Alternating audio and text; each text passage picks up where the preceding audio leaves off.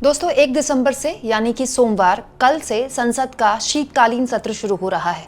ये सत्र सरकार के लिए बड़े चैलेंजेस लेकर आ रहा है क्योंकि ऐसे वक्त में सत्र हो रहा है जहां अलग अलग चुनौतियां सरकार के सामने है, चाहे वो वैश्विक स्तर पर हो, चाहे वो अर्थव्यवस्था के स्तर पर हो, चाहे वो वोट चोरी के नारों के साथ हो या फिर घरेलू राजनीति में।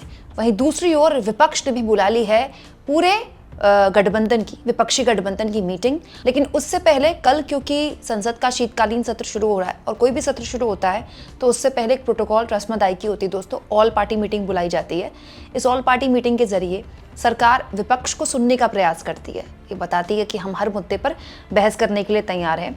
आप देख सकते हैं कि ऑल पार्टी मीटिंग जो है आज सुबह बुलाई गई, रविवार सुबह, और पक्ष विपक्ष दोनों लोग यहाँ पर शामिल थे। संसदीय कार्य मंत्री किरण रिजिजू तो यहाँ पर थे ही थे। इसके अलावा राजनाथ सिंह यहाँ पर थे, जेपी नड्डा यहाँ पर थे। राजनाथ सिंह की अध्यक्षता में ये मीटिंग हुई और संसद को कैसे चलाया जाए, कोई दिक्कत परेशानी ना हो, विपक्ष के तमाम मुद्दों को एड्रेस करने की यहाँ पर कोशिश की गई। दोस्तों अर्जुन राम मेघवाल भी यहाँ पर थे और इसके अलावा अलग अलग पार्टियों से भी लोग यहाँ पर थे दोस्तों। एल मुरुगन डीएमके से थे, इसके अलावा जेडीयू से संजय झा यहाँ पर थे, कांग्रेस से प्रमोद तिवारी यहाँ पर आए हुए थे।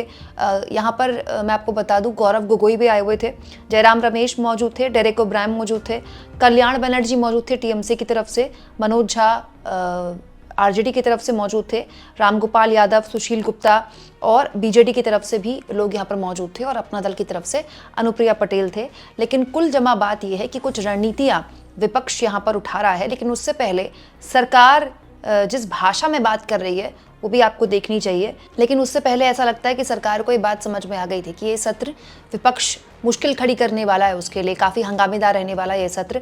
उससे पहले इसीलिए संसदीय कार्य मंत्री का ये बयान सुनिए। वो कह रहे हैं, मैं उम्मीद करता हूं कल से शीतकालीन सत्र शुरू हो रहा है तो सभी ठंडे दिमाग से काम करें और ज़्यादा गर्मा गर्म बहस ना हो।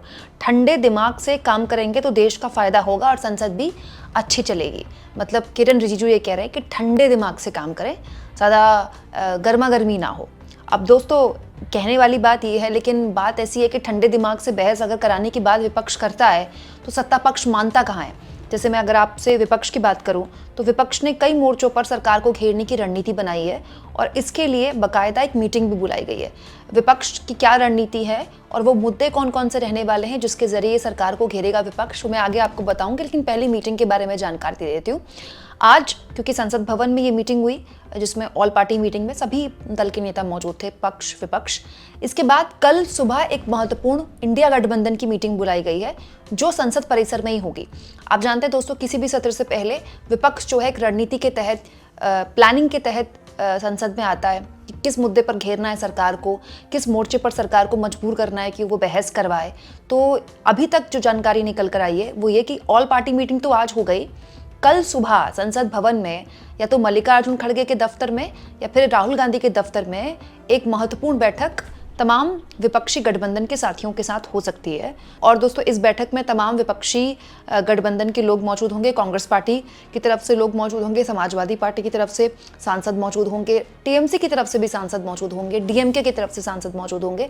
तमाम बड़ी जो विपक्षी पार्टियां हैं यहाँ पर उनके सांसद रणनीति के तहत इस बात पर चर्चा करेंगे कि आखिर किस किस मुद्दे पर सरकार को घेरा जाए। दोस्तों प्रमोद तिवारी कांग्रेस पार्टी के सांसद हैं राज्यसभा से, उन्होंने इस मीटिंग में हिस्सा लेते हुए बताया कि किस किस मुद्दे पर विपक्ष घेरने की रणनीति बना रहा है सरकार को। ये एक बहुत इंपॉर्टेंट मुद्दा है दोस्तों कि लाल किले में जिस तरह से बम धमाका हुआ, सरकार इस मामले में, क्योंकि मीडिया सरकार के तलवे चाटती है तो मीडिया सरकार से सवाल पूछती नहीं है, लेकिन ये बहुत ही सेंसिटिव इशू है। इसी साल ऑपरेशन सिंदूर हुआ, इसी साल पहलगाम में आतंकी हमला हुआ और इसी साल दिल्ली में रेड फोर्ट में, लाल किले में, दिल्ली के सबसे हाई प्रोफाइल इलाके में एक आत्मघाती हमला हुआ है। वो भी तब जब दोस्तों लाल किला का पूरा जो इलाका है वो बहुत ही हाई प्रोफाइल इलाका है। तो ये आतंकी हमला जिसको लेकर विपक्ष जाहिर तौर पर सरकार से सवाल पूछेगा और हर लिहाज से सरकार को इस पर जवाब देना पड़ेगा। दोस्तों ये भी हो सकता है कि अमित शाह को इस मामले में बयान देना पड़ जाए। इसके अलावा एसआईआर के मुद्दे पर तो जाहिर तौर पर हंगामा होना ही होना है, वोट चोरी के मुद्दे पर भी हंगामा होना है। और इस बार जो महत्वपूर्ण बात है वो ये है कि राहुल गांधी, हो सकता है कि देश में जो दिल्ली एनसीआर में जो पोल्यूशन का मुद्दा है, क्योंकि कुछ दिन पहले राहुल गांधी से कुछ महिलाएं मिली थी, कुछ माताएं मिली थी दिल्ली एनसीआर की रहने वाली।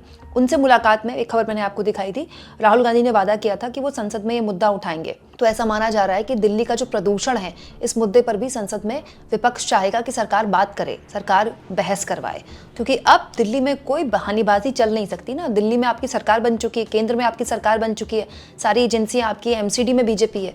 तो अब प्रदूषण के मामले में भी सरकार को एक तरह से कटघरे में खड़ा करने की जोर आजमाइश विपक्ष करेगा। इसके अलावा जम्मू कश्मीर को पूर्ण राज्य का दर्जा, जो कि वादा किया था इस सरकार ने लेकिन अभी तक पूरा नहीं किया है, इस मुद्दे पर भी यहाँ पर विपक्ष घेरने की कोशिश करेगा और विदेश नीति पर भी विपक्ष घेरने की कोशिश करेगा। दोस्तों, जैसे पीटीआई की खबर के अनुसार गौरव गोगोई ने इस मामले में देखिए बयान दिया है कि ऑल पार्टी मीटिंग में कांग्रेस ने डिमांड की है कि नेशनल सिक्योरिटी के मुद्दे पर बहस हो, जो कि होनी भी चाहिए। दिल्ली के लाल किले में ब्लास्ट हो गया, ये सरकार बच नहीं सकती इतने गंभीर मामले में बिना जवाब दिए। दोस्तों, इसके अलावा एयर पोल्यूशन में बता चुकी हूँ आपको, प्रदूषण के मुद्दे पर भी, और protection of democracy, security of voters list. तो बहुत से ऐसे मुद्दे हैं जिसको लेकर आज विपक्ष ने भी संसद में सरकार के समक्ष अपनी मांगे रखी हैं, जाहिर तौर पर कि हमको इन मुद्दों पर बहस चाहिए। और सत्ता पक्ष भी एक दिखा रहा है कम से कम कि वो बात करना चाहता है, बहस करना चाहता है। लेकिन इस तरह की बातें हमेशा संसद से पहले बोली जाती हैं दोस्तों। ऑल पार्टी मीटिंग होना, विपक्ष अपने मुद्दे रखना, सरकार का ये कहना कि हम हर बहस के लिए तैयार हैं, आप सहयोग कीजिए। लेकिन ये बात सरकार भी जानती है कि इस बार का जो संसद का सत्र है उसके लिए काफ़ी मुश्किल लाने वाला है, क्योंकि ठीक सत्र से पहले जिस तरह से दिल्ली में ब्लास्ट हुआ, ये एक ऐसे मामले हैं दोस्तों जिस पर गोदी मीडिया या गटर मीडिया कुछ दिन खबर चलाती है और फिर खबर को गायब कर देती है। बीजेपी बिहार जीत गई, एनडीए बिहार जीत गया, इससे जो राष्ट्रीय मुद्दे हैं, चाहे नेशनल सिक्योरिटी का मसला हो या फिर फॉरेन पॉलिसी का मुद्दा हो, उसको लेकर सरकार से सवाल पूछने की जो जोर आजमाइश है विपक्ष छोड़ थोड़ी देगा, वो बंद थोड़ी हो जाएगी। सरकार को जवाब देना पड़ेगा। अब तक केंद्रीय गृह मंत्री अमित शाह ने ऑफिशियली इस ब्लास्ट को जब बताया गया, पहले तो बहुत घंटे हो गए बताने में कि ये आतंकी हमला था सरकार की तरफ से, और अभी तक ऑफिशियली अमित शाह ने इस मामले में कुछ नहीं बताया है। आखिर ये हो कैसे गया और अब तक इस केस में हुआ क्या है। दोस्तों, एक और बात, संसद का जब भी सत्र चलता है, मेरे चैनल में आप सबसे पहले संसद की पल पल की अपडेट देखते हैं। और मैं एक बार फिर वादा करती हूँ कि कोई भी खबर संसद को लेकर आपके सामने मैं पूरी कोशिश करूंगी कि ना छूटे, क्योंकि दोस्तों संसद में क्या हो रहा है ये देखना हम लोगों के लिए ज़रूरी इसीलिए है क्योंकि यही एक तरीका है जिससे हमें पता चलता है कि हमारे सांसद हमारे मुद्दे उठा रहे हैं कि नहीं उठा रहे हैं। अगर विपक्ष कोई गलती करता है, विपक्ष गलत मुद्दे को उठाता है, तो वो भी मैं आपके सामने रखूंगी। अगर सत्ता पक्ष कोई बढ़िया नया बिल लेकर आता है, कोई ऐसा फैसला लेकर आता है जो तमाम सवालों से वो बचने की कोशिश करे, वो भी मैं आपके सामने रखूंगी। क्योंकि दोस्तों, लोकतंत्र की सबसे बड़ी पंचायत होता है संसद, और संसद की घटनाक्रम ही बताता है कि विपक्ष और सरकार की रणनीति कहाँ और किस तरह दिशा में चल रही है। आप इस मुद्दे पर क्या सोचते हैं दोस्तों, कमेंट बॉक्स में ज़रूर लिखें, और जितना हो सके चैनल को शेयर भी करें और सब्सक्राइब भी।